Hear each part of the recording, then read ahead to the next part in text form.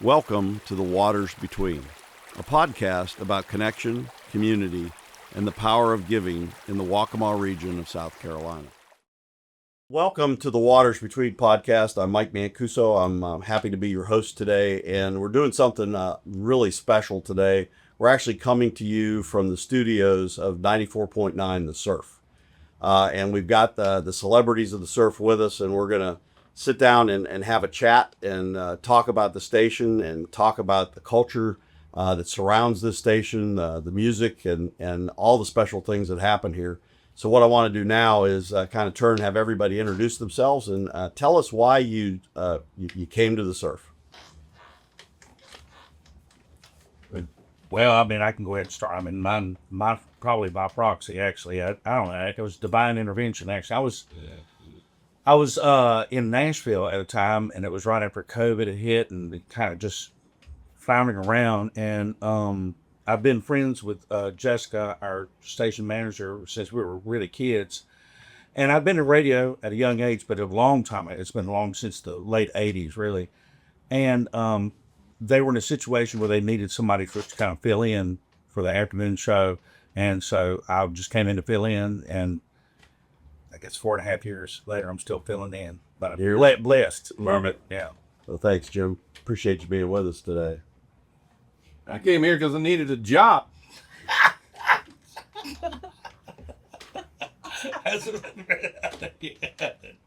There you go. That's our fearless leader, captain, right there. Yeah. Haver's probably got the best story there. Oh, man. Go ahead, boss lady. I'm Jessica, and my family purchased surf in 2010, and I've been blessed to carry the torch for a little while. It goes hand in hand with our family business, and it's been a blessing. It's been an adventure for sure with these guys. My story is because of this guy right here. Gives me a call midnight on a Tuesday. When the phone rings on midnight on a Tuesday and it's Jim Quick, you never know what you might be getting. So answer the phone. He goes through his thing and tells me, "Need you at the beach." I said, "What's the date?" So I think it's just a gig or something. He tells me forever. So I was like, "What are you talking about?" And he tells me I've talked to Jessica and, coming to, show up and meet captain and whatnot. I did. Fell in love with everything because I've always wanted to live here and I've always wanted to work at the surf. I ended up selling my house within 72 hours. And I packed up and just came here and never looked back. That was All made to be. Yeah, it was kind of cool because Morgan and I guess at that time we've been working together about 6 months, and we were talking about having somebody come back in. It'd been a while since we had a drive time shift, and we were actually thinking about some late night, but we got to talking and everything. We definitely decided for to come on there after me, and I was talking to Morgan about him, and then Morgan did a little research. He called me up and said, "Man, he'll be really cool to get to the surf." So we kind of basically begged Jessica to give it a chance to listen to it and everything, and it worked out great. This has been a great trio for sure. Yeah, we've been having a good time. I've been in radio for a long time. I've worked at some major markets, but this right here is home, and this is family right here. It's a very unique team where you can feel the love that they all have, that we all have for one another. We're a family. Yep. Well, I could tell you from the outside looking in, and I'm not from this area, but I've been here over 5 years now. And I had a friend of mine tell me, "You got to turn on the surf." And I did it, and I've been hooked.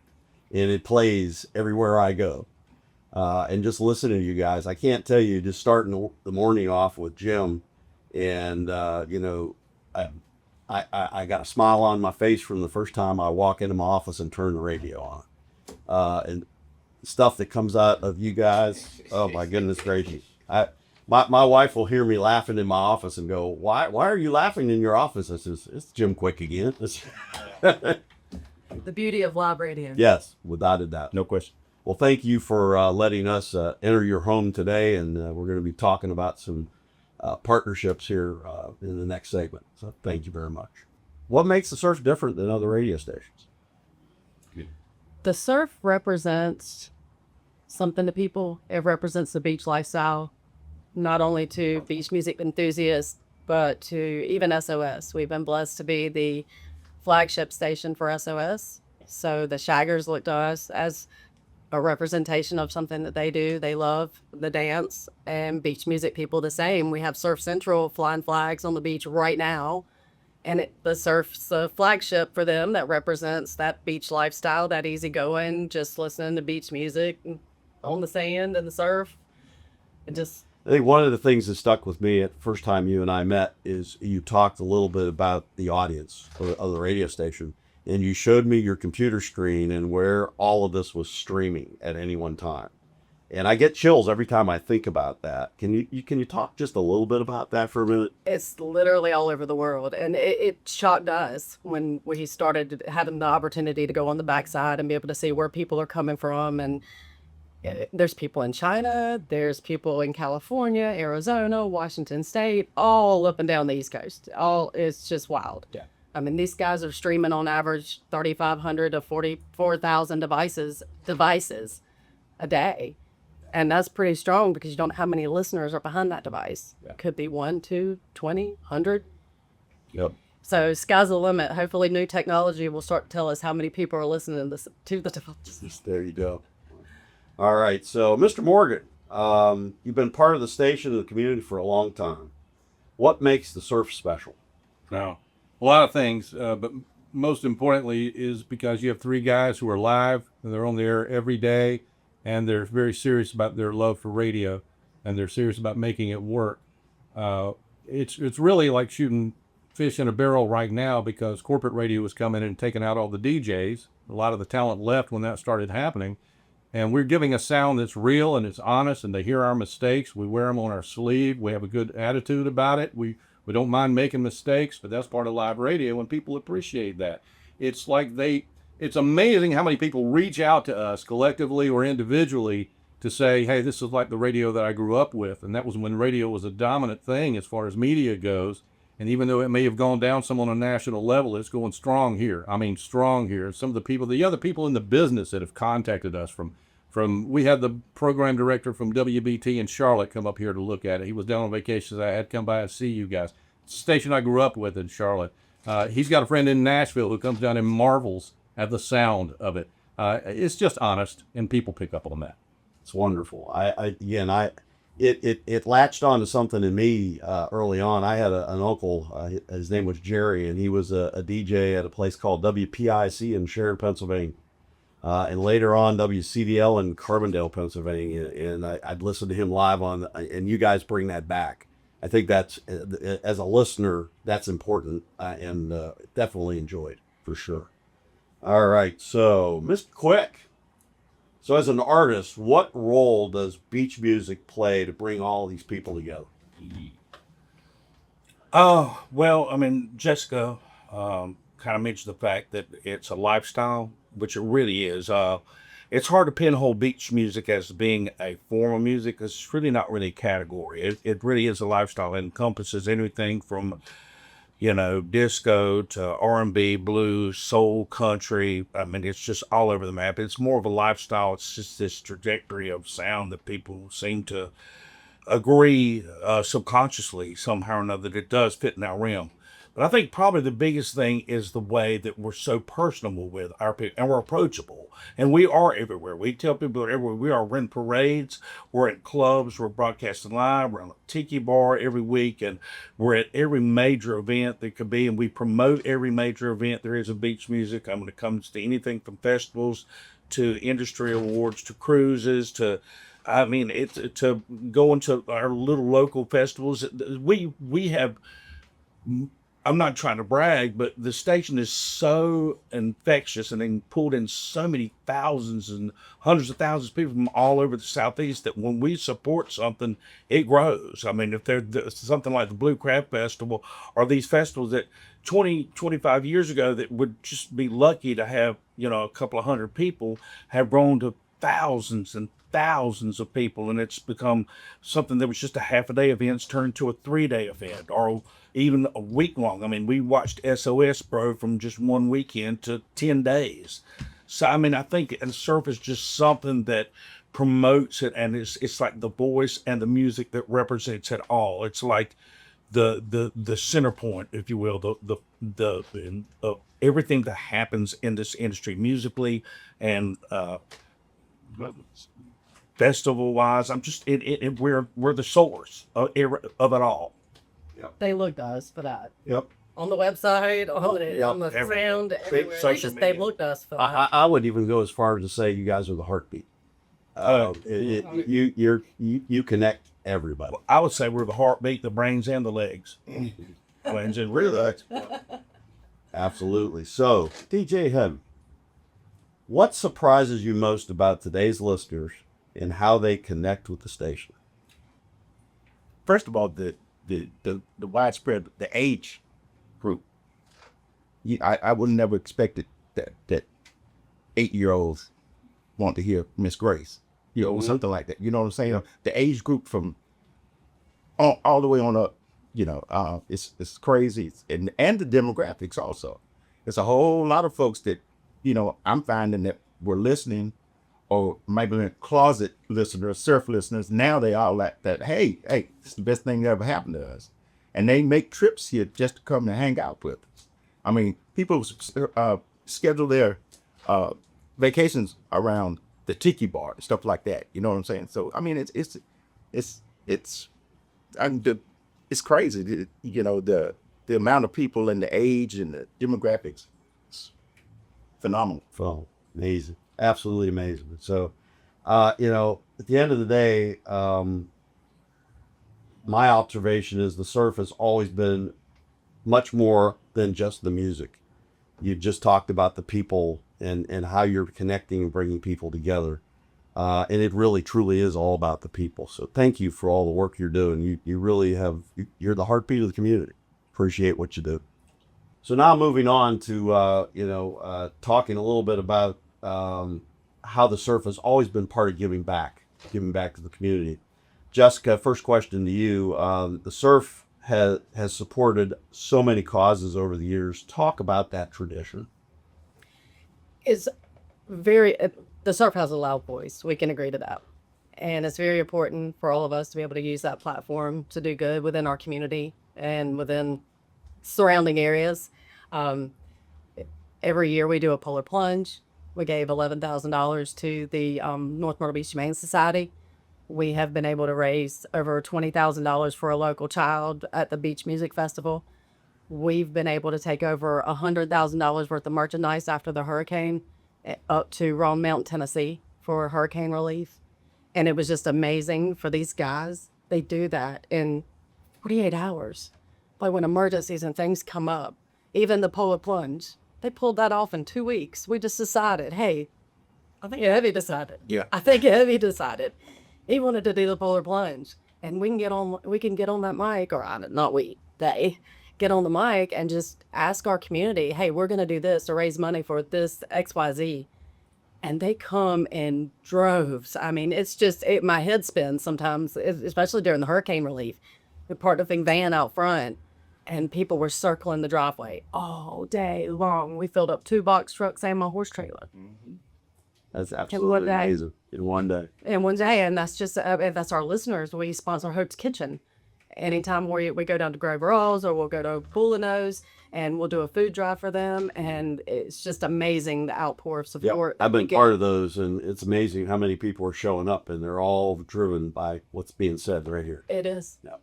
Well, let's give credit to the community. We have an incredible community down there. No question. And they're the most giving people. They are the best people, and they have found, as you said, a central point. And it's very, very, very fortunate for us to be able to work with an audience like that and a place like this. So the credit really goes to them. It does. Well, I'm going to say this after having a lot of conversation with Captain Morgan. I left mom and pop radio. Even the corporate side of it was still mom and pop atmosphere when I left in the early 90s.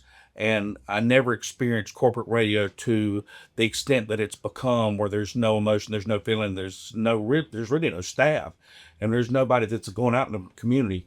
Well, I was talking about how wonderful our community is. Well, what's really cool from we can actually say is the fact that the Worley family lets us embrace the community, and we know the community, from Hope's Kitchen to TR's Cancer Fighters and all these wonderful local charities that we know them personally, we work with them personally, and we're a part of them because we are a part of the community. They are the community, we're the community. It's intertwined because we are allowed to.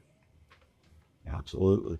All right. Well, thank you guys. I think we, again, you kind of bring it all together, and in a moment's notice can kind of turn the tide and get people activated. And Jim, to your point, this community is ready to help, and they just need the word, and you guys get the word to them pretty quickly. And I think that live piece is so important. And you talk about corporate communications today. I've had some experiences recently, walking into a TV station, and it's like there's nobody there.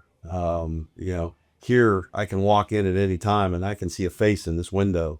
And I think that's just so important, that there's an actual connection to the community at all times. So thank you very much. I'm going to hand over kind of the MC to Captain Morgan here to walk Jessica and I through some stuff that we've been talking about.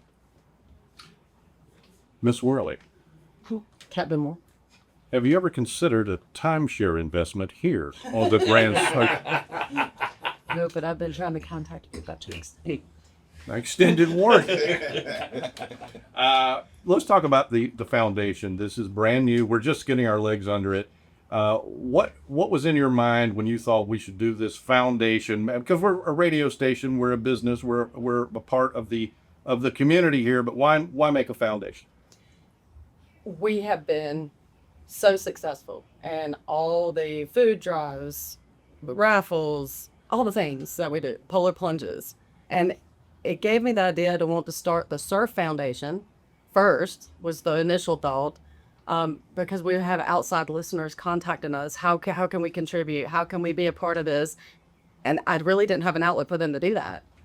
And so we just started exploring other options, and then Mike came to see me and introduced himself with the Waccamaw Foundation, and it made sense. It made sense to get an outlet together and form a partnership where people that we have, listeners that we have in California and Arizona and all these other places, when they want to contribute and they want to participate, we just say, hey, go online and just click there, and it takes it straight over to, and it is still a Surf Foundation, but it's a Surf Foundation within Waccamaw Community Foundation. The timing was really opportune at the moment. You've been thinking about this, but we didn't really know how to do it. Right. And then in comes Mike with the Waccamaw folks. He explained it, and he gave us a path, and it just made perfect sense. Mike, a lot of people may have come to you at the past and said things like, hey, I kind of want to do something, and I wonder what made you say yes to this opportunity to work with the surf. Well, Jim, things happen for a reason. And like I told you, I've been listening to the station for a long time. And honestly, just one day as I was sitting working on all the things that we work on at the foundation, I'm like, you know what? I need to go talk to these guys.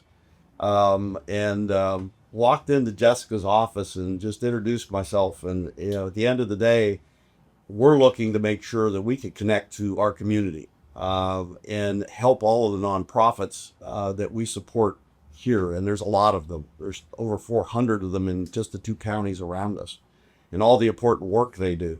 And literally within that first few seconds, Jessica goes, I've been talking about doing a foundation, and that's what we do. We can be your foundation. And so the partnership that we formed, I think that I get excited about it every time I think about it. It is we really are the foundation for you. And the 94.9, the Surf Endowment, and your legacy fund is now with Waccamaw, and it gives your listeners and our community a place to give. And that's what we're here for, to be a partner and to help in that process. Just the surf has done a lot of things already. Now we've got a foundation that can handle all the legal stuff and all the paperwork that goes on behind it. I don't know, everything's developing. It's in the early stages. Do you have any goals in mind right now, or any particular things that you would like to do? The surf chooses things as it's presented to us. We might have something, a child or anybody, not necessarily a child, just somebody within our community or a hurricane, a disaster, any kind of disaster, anything just could happen that we decide that we want to help somebody. And Michael gives us the opportunity, like we can control that. I can call Michael and say, hey, if the surf has X amount of dollars that was donated to the Surf Foundation. We want it to go here, or we want it to go there. And so we have the ability to do that. Mike, when you decided this was something that you could do with this group of people, did you have any particular efforts in mind? Any ideas about any need in the community? Jim, there's so much need in our community. I could literally sit here for hours and start listing it off. And that's what we do every day is connect folks that want to help that need. And at the end of the day, what we've created here is another outlet to do that. And Jessica and I have been working, and this podcast will be part of this. We've created the, giving where the music lives.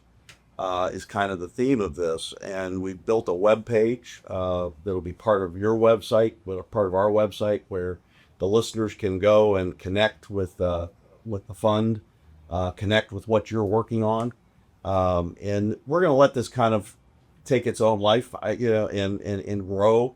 I think the one thing that I really like about what you do here at the Surf is you kind of roll with the surf. That's right. And so, just like you talked about when the hurricane came, you just kind of rolled with it and it happened. So what we're creating is the ability to be nimble and capture that when those things happen. So that's really what we're looking for, is better connection to the community, get that word out fast. And if we had already been working on many of the same people on Yes. some of the issues, so Absolutely. there was some familiarity already. Absolutely. Yep. So it was a natural fit, I believe. Absolutely. And it also goes a step further. We have plenty of listeners that want to leave their own legacy. Yes. So they can go right through this and have their own legacy and their own name with their own foundation, and it just grows and grows and grows from there. Yeah. The Surf is all about growing and building something. No matter if it's building a beach music festival or if it's about building anything. We want to see it grow, and we want to see it turn into a machine. Absolutely. Well, and that's why it was so important. And Jessica, your vision helped us kind of craft this. So you've got two funds with Waccamaw. One is an endowment, and an endowment it's a mechanism to continue to fulfill a promise. So you can leave legacy gifts, your estate gifts to that, and it's going to produce forever to fulfill the promise, that the work that you guys are doing all the time. So that excites me a lot. But at the same time, you've got needs that are happening right now. And so the second fund that's there is to react to those events that happen, whether it's a hurricane or a nonprofit in need. You guys can react, and we can be your partner in helping get that moving quickly. Absolutely. I think one of the biggest things that the Surf can offer to the foundation and the community is how much we can connect with so many different segments. As the DJ Heavy was saying, we've got kids who are 8 years old, literally Jackson, and many more like that. Now we're finding out this huge desire for this culture or whatever it is from college-age kids. And we've been hiring interns from the University of South Carolina, North Carolina, Clemson that have come in, and they want to be a part of this. And we've got one working for us now. It's strange, and of course we're playing music from the 50s and 60s. We've got this retirement area. It really is strange how it all comes together somehow. Full circle. But that gives us an opportunity to reach so many different segments of this community. Without a doubt. You guys are doing a phenomenal job, and it's much more than just music. You're bringing people together, you're connecting the community, and you're able to rally the community when it's needed. That's something special, guys, and I commend you for the work you're doing. That's really cool. And instead of last minute get people trying to raise something, already have something already rolling and ready to go. We're doing like the polar point. I'm not saying we're not still going to take those immediate donate, and things that we do here. But when you have these people call in, they're like, "Hey, what are y'all doing? How do I give?" You can say, "Go to our website. There's a QR code right on our website, or there's a link right on our page." Do it right then. It have funds and like when the North Myrtle Beach, they were like completely out of food. Yeah. Completely out of food that day. Humane Society. Humane Society. And we were like, Mama Lord, They were completely out of food. and our listeners rally for them. Definitely. That's like that. Without a doubt. And that's magic. That's magic. That's why, when Jessica and I were talking about this, I tried to wrap this around, and we kind of titled it, this is Give Where the Music Lives. I like that. And that plays with me constantly. It's This is where it lives. Yep. And so as we started to work on this, we've created two funds for the surf. One is the 94.9 Surf Foundation Fund, and that is really your immediate needs, like you just talked about. Jim was just talking about the Humane Society out of food this day. Boom, we get on the air and listeners respond and give to that cause. The other fund is the 94.9 Surf Endowment Fund. This is the legacy fund. This is about leaving your legacy, and you can leave a legacy through the surf. And I always look at a legacy as a promise. The surf has created a promise to the community, and this is a way to make sure that promise continues long past all of us. And that's the power of an endowment. So the impact from this, guys, is I think we're just scratching the surface, and I appreciate you got just being willing to take this next step. Thank you. We're thrilled to be a part of it. So to kind of close us up today, I've got a question for all of you. What does Give Where the Music Lives mean to you? I mean, give where the music lives, and music lives here, and it lives honestly within all of us, no matter what genre it does. And it's very important to me to be a part of this community. I was born here. I was raised here. My father was born and raised here. We all went to school here, graduated college here. Well, I graduated. My dad didn't graduate in college, but I did. My brother, sister did. And it's just very important to us to be a part of the community, use our voice to make a difference, and help people. Captain Morgan, what's your thoughts? We've done something really weird here at the radio station. We've broken so many rules in programming, and that we don't have a specific format that plays a certain kind of music, but we have found some kind of cultural connection with all these ages, but especially in this region here in the Southeast. The music is the main thing that has started all this. We've taken what should be the lowest common denominator and somehow turned that into this huge audience with over 11 million streams last year. 11 million streams. They're listening not just here in the Grand Strand, but all over. And it mainly gets them, the reason they start is the music. But then when they feel the vibe and they feel the personalities, everything that radio should be, we're doing it here, and it's working. Even though the programming geniuses across the nation say you can't do that, we're doing it. And the music is a big part of that. So when we say Give Where the Music Lives, that's basically a tribute to how this all started. And it's rolling like a tidal wave, and we're just surfing on top of it. Perfectly said. I laugh at that a lot. The radio execs, they say it would never work. And I just laugh. I don't say anything. I just smile. So, you got the secret sauce, guys. It's working. DJ Heavy. What the captain said. Now, in all honesty, Give where the music lives. It's all right there in a nutshell. I've come through my masonry bulk, faith, hope, and charity, and I've always lived off that since 1987. It's always stuck in my head, and that's why I've always wanted to do the giving back and all that stuff, And that was one of the main things I told Boss Lady when I got here. I want to do some charity work. I want to get out here and get in the streets with the people and whatnot. But like I said, it's right there in the nutshell, right there. He loves you, and there ain't nothing you can do about it. That's right. Amen. Amen. Mr. Quick, bring us home. I mean, I thought the personification Captain had tied in with what both of you guys said. I mean, it's perfect. I mean, where the music is, I mean, of course, the Grand Strand and Ocean Drive, where we are, that's easy to look at it geographically like that, give to this area, whatever, but it's bigger than that. It's more than that. The music lives part is what the denominator, music became a living organism and just grew and just covered every genre of Americans throughout, and really all over the world, just human beings. There was this connection. It's this love, this happiness. Everything about this station positive. It's just constant positive. We have no place for negative. None. From the Sunday morning gospel shows all the way through the best evers, the traffic jams, the fun, the trivia, the countdowns, the community, and it just makes sense that we give because I mean that's all we do. The music is we give, and the attitude we give, and so why not money? I mean we're givers. That's what we are. You absolutely are. Well, guys, thank you so much for allowing us into your home today. They went to great lengths so we could actually be in the studio today. So the live broadcast is happening outside at the Tiki Bar as we speak. So I appreciate all the things that you did to get us in here today. And we just can't wait to see what happens next. So Us too. thanks. And everybody, thanks for being with us today.